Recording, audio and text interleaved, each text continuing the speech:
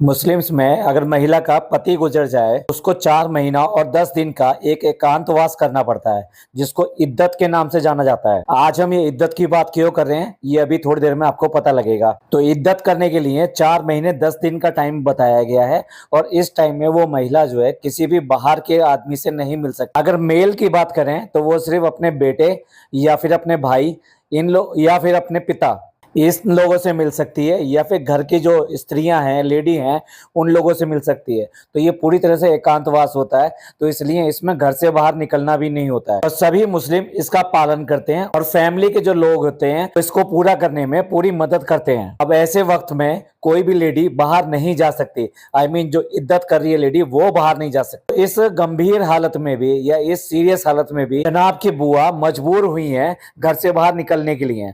ऐसा उन्हें इसलिए करना पड़ा क्योंकि उनके घर में कोई कमाने वाला नहीं है, तो घर में रोटी और पानी का इंतजाम कैसे होगा। और इसी मजबूरी में उन्हें घर से बाहर निकलना पड़ा और लोगों के काम करने पड़े अपनी जिंदगी चलाने के लिए। क्या सचमुच में ये बहुत दुख की बात नहीं है कि एक लेडी अपने हस्बैंड के मर जाने के बाद में उसका प्रॉपर तरीके से शोक और साथ साथ मुस्लिम कानूनों के अनुसार उसका पालन कर सके। ये हैं हमारे महान आईबीस। ये अपने खून के रिश्ते के लोगों की यह हालत है। अब मैं खून के रिश्ते इसलिए कह रहा हूँ कि खाला, नानी, मामू ये सारे खून के रिश्ते में नहीं आते।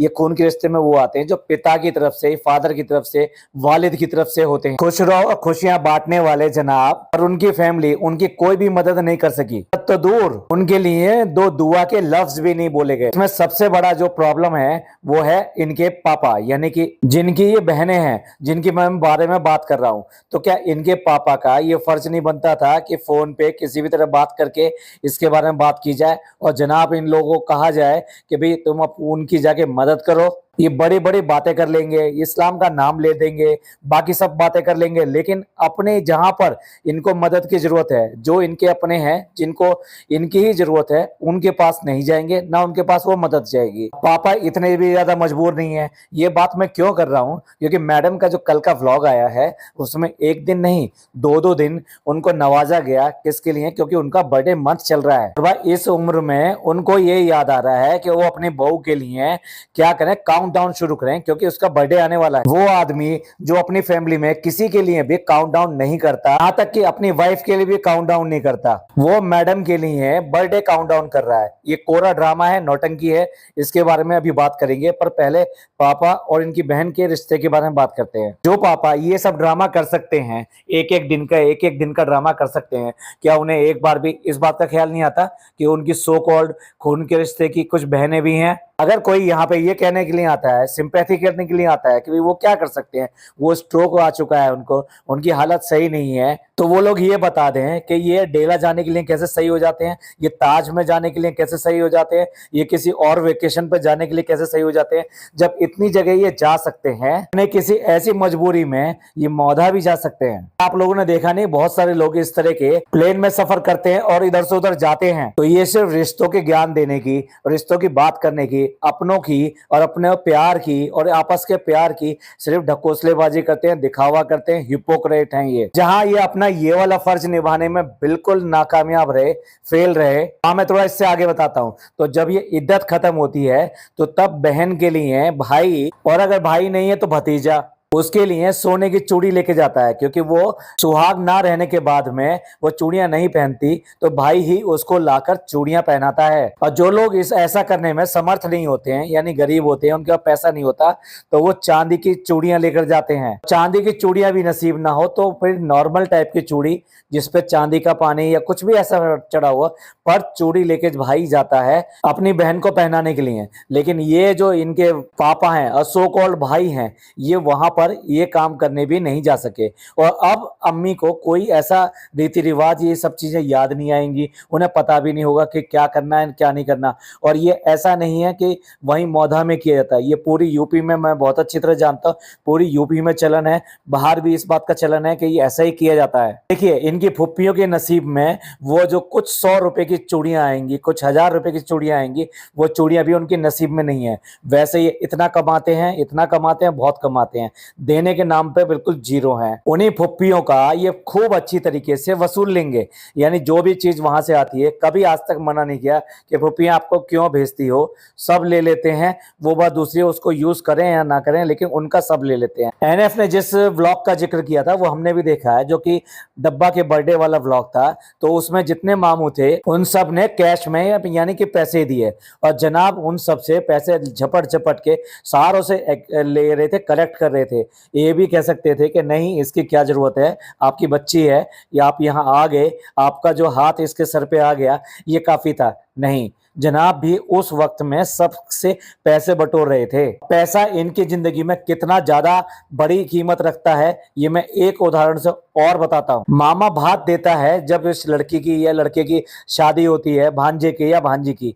तो जब डब्बा की शादी हुई थी, वहां पर इनके मामा ने 1 लाख रुपए इनको कैश में दिए थे। कोई बात नहीं, शादी हो गई, मामा देता है, कोई ऐसी बड़ी बात नहीं, मामा ने दिए, और जो है भांजी ने या फिर ये कहिए बहन ने लिए। उसके बाद में इनकी अपने मामुओं से हो गई लड़ाई। सुतारा बेगम ने और जनाब ने अपने मामा को 50,000 रुपए भेजे। है ना इंटरेस्टिंग? लिए 1 लाख रुपए, लेकिन भेजे सिर्फ और सिर्फ 50,000 रुपए। जनाब ने टीडीएस वगैरह कुछ काट लिया होगा, इसलिए जनाब सिर्फ 50,000 रुपए भेजे, पूरे वापस नहीं किए। इनके मामू ऐसे हैं, उन्होंने वो 50,000 रुपए भी लौटा दिए कि ये हमें नहीं चाहिए, ये आप उन्हीं को दे दो वापस। पहली बात तो ये है कि अगर इनको पैसे का दम्भ था कि भाई हमारे पास बहुत पैसा है, इन्होंने हमें दिया, हम इनको लौटा देंगे, तो इन्होंने 50,000 रुपए क्यों लौटाए?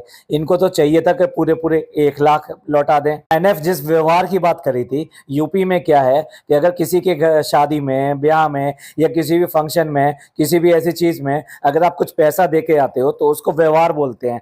तो उसका व्यवहार का मतलब ये होता है कि जब तुम्हारे यहाँ ऐसा कुछ होगा तो वो लौटा के उस पैसे को देगा, ना केवल वो उस पैसे को देगा बल्कि उसको बढ़ा कर देगा। यहाँ इनको इस कानून का भी पता नहीं रहा, क्योंकि मौधा से बाहर निकल आए हैं, तो अब ये किसी भी रीति रिवाज से, किसी भी मुस्लिम परंपरा से सबसे दूर हो गए हैं।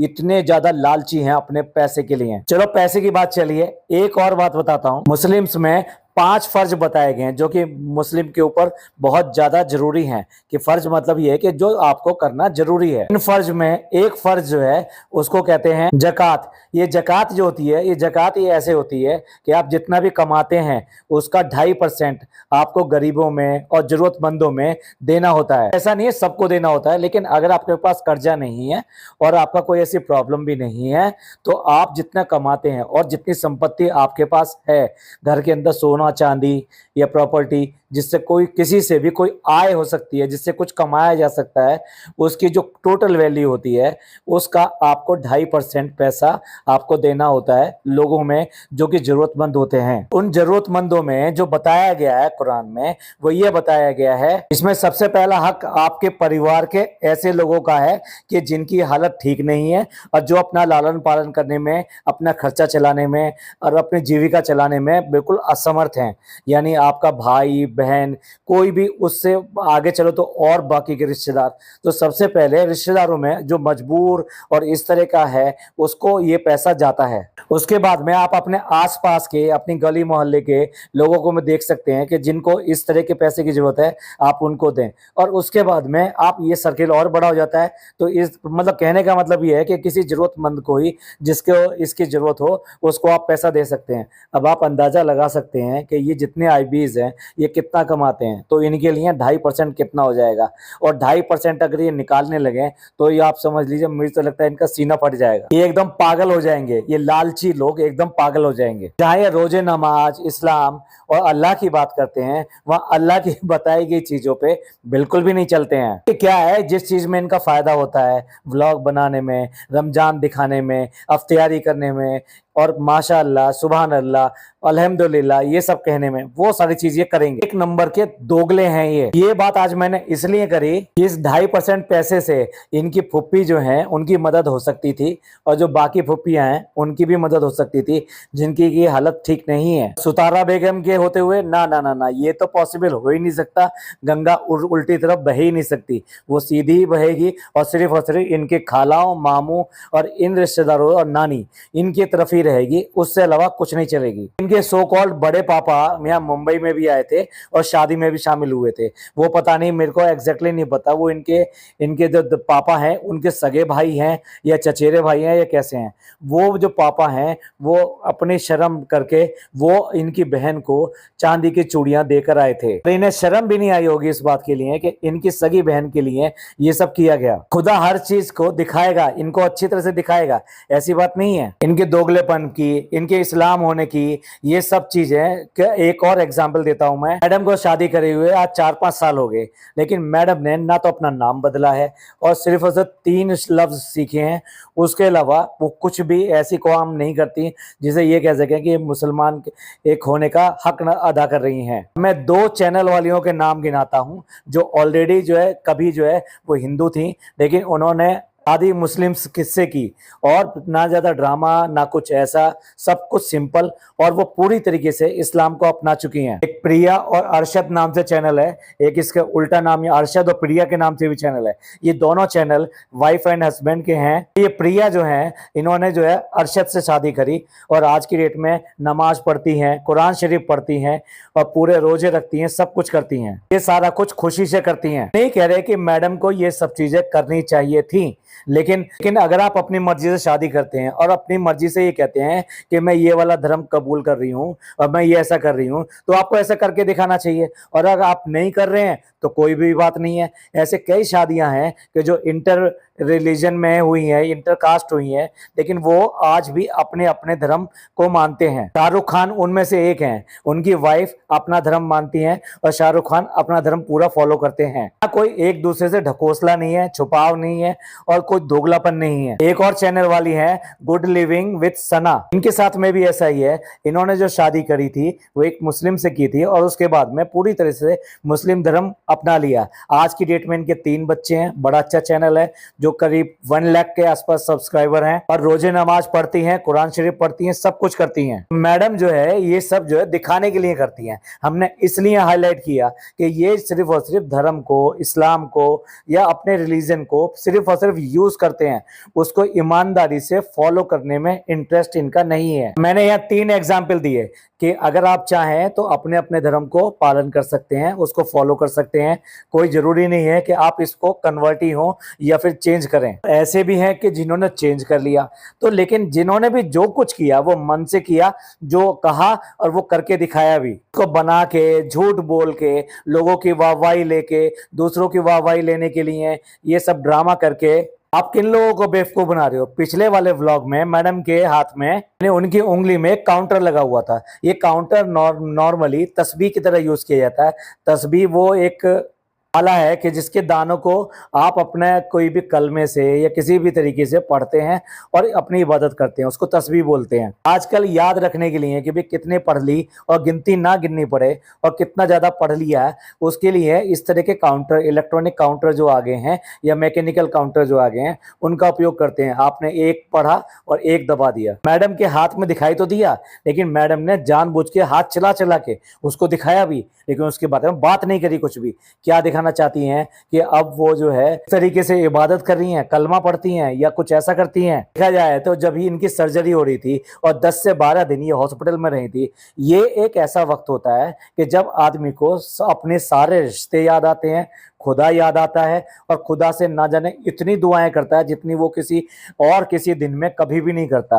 और ऐसे में ही वो दुआ के तौर पे बहुत सारी चीजें पढ़ता है और ऐसे में ही ये जो काउंटर है, ये सब चीजें और ज्यादा काम में आती हैं या फिर याद करने के लिए आसानी देती हैं। ना तो जनाब के हाथ में कभी ये दिखाई दिया, ना मैडम के हाथ में दिखाई दिया, ना मैडम ने कोई ऐसी बात करी कि उस टाइम में ये कुछ पढ़ती थी या नहीं पढ़ती थी। मैं ये सारी चीजें क्यों कह रहा हूँ? मैं सारी चीजें इसलिए कह रहा हूँ कि इन्होंने आज तक सिर्फ धर्म का इस्तेमाल, रिलीजन का इस्तेमाल, इस्लाम का इस्तेमाल सिर्फ और सिर्फ अपने फायदे में, व्लॉग बनाने के लिए और कुछ जो खास तरह की जो इनकी ऑडियंस हैं, इनके सब्सक्राइबर हैं, उनको अपने साथ में बनाए रखने के लिए और ज्यादा से ज्यादा अट्रैक्ट करने के लिए इन्होंने किया है। अगर आप लोग कमेंट करेंगे तो मैं ऐसे बहुत सारे फोटो आपको शेयर कर सकता हूं। जब ये लोग व्लॉग नहीं बनाते थे तब ये लोग कैसे थे? जब ये लोग व्लॉग नहीं बनाते थे, एक भी फोटो में इनमें किसी के भी सर पे दुपट्टा नहीं मिलेगा। वो चाहे इनकी खालाएं हो, चाहे इनकी अम्मी हो और चाहे इनकी